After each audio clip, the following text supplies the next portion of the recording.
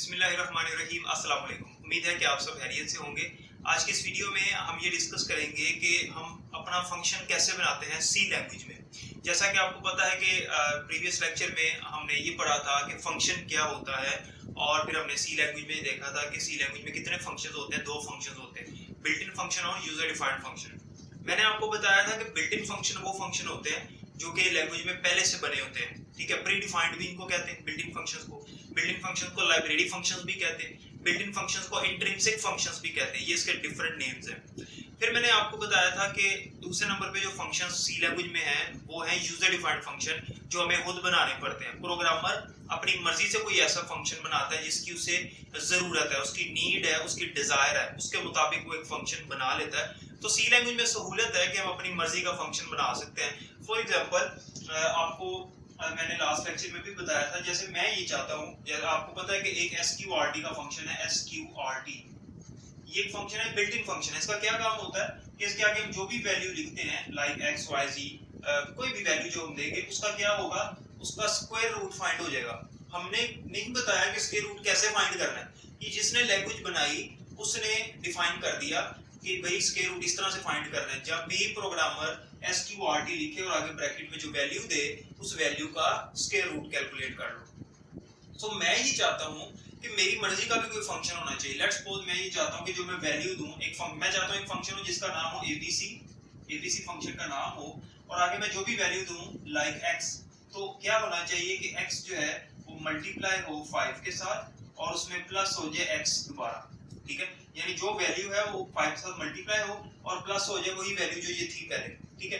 तो ये मैं काम करना चाहता हूँ, और ऐसा फंक्शन तो है ही नहीं लैंग्वेज में। जब ऐसा फंक्शन लैंग्वेज में नहीं है तो फिर मैं उसे खुद बनाऊंगा, और वो जो फंक्शन कहलाएगा वो यूजर डिफाइंड फंक्शन कहलाएगा। अब ये बात मैं आपको बता चुका हूँ कि जो यूजर डिफाइंड फंक्शन होता है वो हमने खुद चूंकि बनाना होता है, तो उसको बनाने का भी एक स्पेसिफिक मेथड है। वो मेथड अब हम यहाँ पे सीखेंगे आज के लेक्चर में। चूंकि इसका एक मेथड है, उसके अंदर बहुत सारी चीजें हैं, तो एक लेक्चर में कवर नहीं होंगी क्योंकि लेक्चर बहुत लेंथी हो जाएगा। तो मैं आपको आज उसकी फंक्शन बनाने का जो मेन तरीकाकार है वो बताऊंगा, फिर उसके अंदर कुछ उसके मेन पॉइंट्स हैं जो कि हम इंशाल्लाह नेक्स्ट लेक्चर में डिस्कस करेंगे। तो आज का लेक्चर जो है वो लिंक्ड है नेक्स्ट लेक्चर के साथ, तो बहुत ही ध्यान से आपने इसको समझना है ताकि आपको इस लेक्चर की भी समझ आए और आगे आने वाले लेक्चर्स की भी समझ आए। बुक में उसने अलग अलग पॉइंट्स बनाए हुए हैं, अलग अलग आर्टिकल्स हैं, तो मैं आपको इस तरीके से समझाऊंगा 2 लेक्चर्स के अंदर आपको ये फंक्शन बनाना सिखा दूंगा कि हम अपना फंक्शन बनाते कैसे हैं। हमने पढ़ा था कि फंक्शन बनाने से क्या होता है कि हम अपने प्रोग्राम की रीयूजेबिलिटी बढ़ा देते हैं। यानी बजाय इसके कि मैं बार बार ये फॉर्मूला लिखूं, मैं सिर्फ फंक्शन का नाम लिखूं। मैं ये चाहता हूं कि मैं सिर्फ नाम लिखूं, आगे वैल्यू दूं और ये काम हो जाए। उसके लिए फिर मुझे फंक्शन बनाना पड़ेगा। अच्छा, अब फंक्शन बनाते कैसे? देखिए, अगर मैं फंक्शन बनाना चाहता हूं तो मुझे अपने फंक्शन की डेफिनेशन बतानी पड़ेगी। किसको? सी लैंग्वेज को, मतलब अपने कंपाइलर को अपने फंक्शन की डेफिनेशन बतानी पड़ेगी। यानी डेफिनेशन से मुराद है फंक्शन की वर्किंग, फंक्शन क्या काम कर रहा है, फंक्शन की इंफॉर्मेशन मुझे उसे देनी पड़ेगी। जैसे मैंने आपको बताया जो SQRT है, इसकी डेफिनेशन हमने नहीं बताई, जिसने लैंग्वेज बनाई है उसने इसकी डेफिनेशन बनाई हुई है। कहां बना के रखी है? लाइब्रेरी फाइल्स के अंदर। यही तो काम था लाइब्रेरी फाइल्स का, हमने पढ़ा था। आप रिकॉल करें चैप्टर नंबर 8 शुरू में जब हमने पढ़ा था कि प्री प्रोसेसर डायरेक्टिव्स क्या होते हैं, उसमें हमने पढ़ा था हेडर फाइल्स के अंदर जितने भी बिल्ट इन फंक्शन है जो पहले से बने हैं उनकी डेफिनेशन, उनकी वर्किंग बना के रख दी है जिसने लैंग्वेज बनाई। अब यहाँ पे हमारी बात हो रही है, हमने जो फंक्शन बनाना है हमने भी फिर उसकी डेफिनेशन बनानी है। अब उसकी डेफिनेशन कैसे बनानी है, अब यही तो हमने सीखना है, ठीक है। अब फंक्शन की डेफिनेशन कैसे बनती है? फंक्शन की डेफिनेशन बनाने के लिए हमने प्रोग्राम के अंदर ही ये लिखना होता है।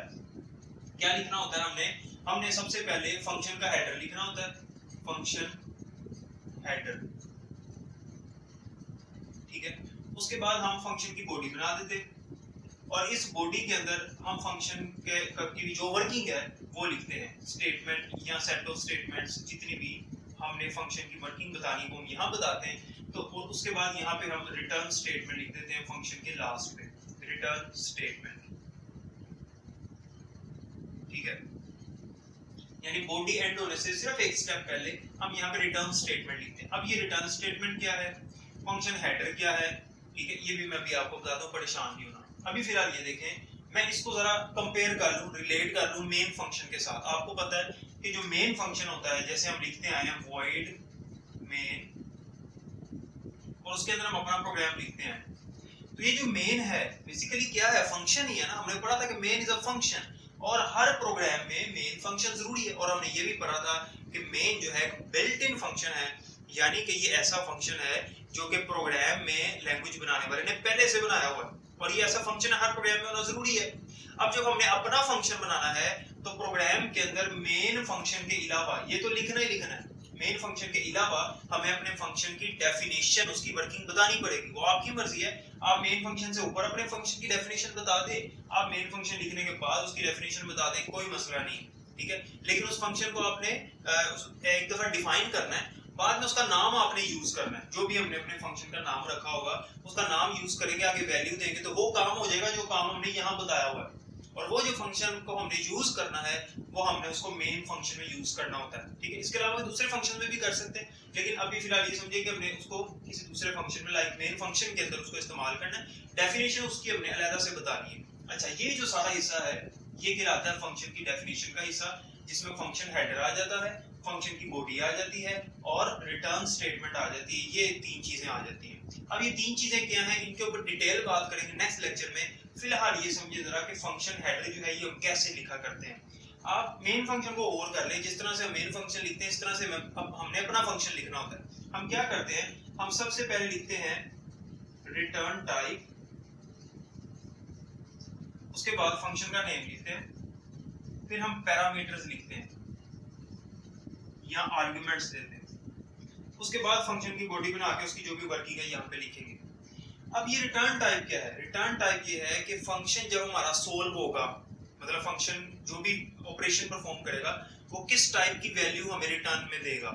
फॉर एग्जांपल ये जो एसक्यूआरटी का फंक्शन था, ये जब यहाँ पे सोल्व होगा तो ऑब्वियसली हमें पता है कि इंटीजर या फ्लोट वैल्यू देगा, तो चांसेस है मोस्टली कि फ्लोट आंसर दे, ठीक है। तो हमने ये देख लेना कि फंक्शन किस तरह का आंसर दे रहा है। अब जाहिर सी बात है कि एसक्यूआरटी का फंक्शन जो है वो कभी भी हमें करेक्टर आंसर नहीं देगा, या तो इंटीजर आएगा या फ्लोट आएगा। तो हमें पता है कि फ्लोट आंसर आने के चांसेस हैं, तो बड़ी डेटा टाइप रख लेनी चाहिए।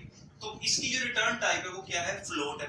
इसी तरह से हमें अपने फंक्शन का पता है कि इसकी रिटर्न टाइप क्या है, हमें अपने फंक्शन का पता है कि इसकी रिटर्न टाइप क्या है, उस हिसाब से हमने यहाँ पे वो रिटर्न टाइप लिखनी होती है। फंक्शन का नाम जो मैं रखना चाहता हूँ, लाइक मैंने कहा एबीसी फंक्शन का नाम रखना है, यहाँ फंक्शन का नाम लिख रहे हैं। उसके बाद पैरामीटर्स क्या है, मेन फंक्शन को हम खाली छोड़ते थे, यहाँ हम पैरामीटर्स लिखा करेंगे जिनको आर्गुमेंट्स कहते हैं, जो हम आगे डिस्कस करेंगे। इसको फिलहाल जो है वो आपने परेशानी होना इसके बारे में कि ये क्या है। अच्छा, इस बॉडी के अंदर हम क्या लिखेंगे, जो फंक्शन से मैं काम करवाना चाह रहा हूँ, क्या करवाना चाह रहा हूँ, ये करवाना चाह रहा हूँ, मैं चाहता हूँ ये हो फंक्शन का काम, तो ये काम इसका हम यहाँ पे लिख देंगे। उसके बाद रिटर्न स्टेटमेंट लिखेंगे। रिटर्न स्टेटमेंट वो भी हम आगे पढ़ेंगे, अभी यहाँ पे बताऊंगा ना तो ये जरा मिक्स हो जाएंगे कॉन्सेप्ट्स। तो जितना मैंने बताया है इसको सिर्फ समझिए जरा, भी मैं दोबारा से रिपीट कर देता हूँ और मैं आपको जो मैंने अभी बताया समझा देता हूँ दोबारा से। इसको ज़हन में रखना है, तो फिर अगला लेक्चर समझेंगे तो आपके फंक्शन जो है ना बनाना आपको आ जाएगा। फिलहाल ये समझे, मैं दोबारा बता रहा हूँ। हमने जब अपना फंक्शन बनाना है, हम चाहते हैं कि भाई फंक्शन क्या काम करे। लेट्स सपोज ये मैं चाहता हूँ फंक्शन काम करे। फॉर एग्जांपल मैंने स्क्वायर का फंक्शन बनाना है, स्क्वायर निकालना है, मैं चाहता हूँ फंक्शन का नाम हो sq, और जो भी आगे उसको मैं वैल्यू दूं, लाइक x देता हूँ या मैं इसको y वैल्यू देता हूँ, तो y का स्क्वायर निकल आए, y into y हो जाए। मैं चाहता हूँ ये हो sq के नाम से फंक्शन हो, बार बार मुझे ये लिखना ना पड़े, मैं सिर्फ फंक्शन का नाम लिखूं और आगे जो वैल्यू दूं उसका स्क्वायर निकल आए। तो फिर क्या करना पड़ेगा, मुझे अपने प्रोग्राम के अंदर मेन फंक्शन से पहले या मेन फंक्शन के बाद हमें मुझे चाहिए कि मैं फंक्शन की डेफिनेशन लिखूं। डेफिनेशन में क्या लिखना है, फंक्शन का हेडर लिखना है। फंक्शन का हेडर कैसे लिखते हैं, जो भी फंक्शन रिटर्न कर रहा है वैल्यू, जो आंसर हमें दे रहा है उसकी डाटा टाइप यहाँ लिखनी है, फंक्शन का नाम लिखना है और पैरामीटर्स लिखने हैं, ये मैं बता दूंगा आगे क्या है। उसके बाद फंक्शन की बॉडी बनानी है और फंक्शन की बॉडी में ये वर्किंग लिखनी है जो हम अपने फंक्शन की करवाना चाह रहे हैं, और फिर यहाँ पे रिटर्न स्टेटमेंट लिखनी है, वो हम पढ़ेंगे। तो इस तरह से हम फंक्शन की डेफिनेशन बनाते हैं। तो ये फंक्शन डेफिनेशन मैंने आपको समझाई है, और फंक्शन हेडर कैसे लिखते हैं वो मैंने आपको बताया। अब फंक्शन हेडर के ऊपर डिटेल है, वो मैं आपको एग्जांपल दूंगा तो समझ आएगी। तो ये मैं आपको नेक्स्ट लेक्चर में इसके ऊपर मजीद एक्सप्लेन कर दूंगा। तो यहाँ तक आपने समझना है, यहाँ तक आपने अपने ज़हन में रखना है जितना मैंने बताया। इस कॉन्सेप्ट को लेके हम आगे चलेंगे। बाकी जो चीज मैंने नहीं बताई, जिस चीज की, जैसे मैंने यहाँ पे फंक्शन हेडर में पैरामीटर्स का, रिटर्न टाइप का भी मुकम्मल नहीं बताया, तो ये जो कॉन्सेप्ट है आगे बताऊंगा। और जब ये बताऊंगा तो फंक्शन डेफिनेशन जो है वो ज्यादा क्लियर हो जाएगी, ठीक है। फंक्शन डेफिनेशन से क्या मुराद है कि उसकी क्या वर्किंग है हमने खुद बताना होता है, तो हम एक दफा बता देंगे, फिर उसका नाम जितनी दफा मर्जी हम यूज करें, वैल्यूज डिफरेंट देते जाएं, वो वैल्यूज जो है उस हिसाब से सोल्व होती चली जाएगी। तो इस तरह से फंक्शन की डेफिनेशन हम बनाते हैं। तो उम्मीद है स्टूडेंट्स आपको समझ आ गई होगी। फिर भी कोई क्वेश्चन है तो आप पूछ सकते हैं। मिलते हैं नेक्स्ट वीडियो में इंशाल्लाह। अपना बहुत ख्याल रखिएगा। अल्लाह हाफिज।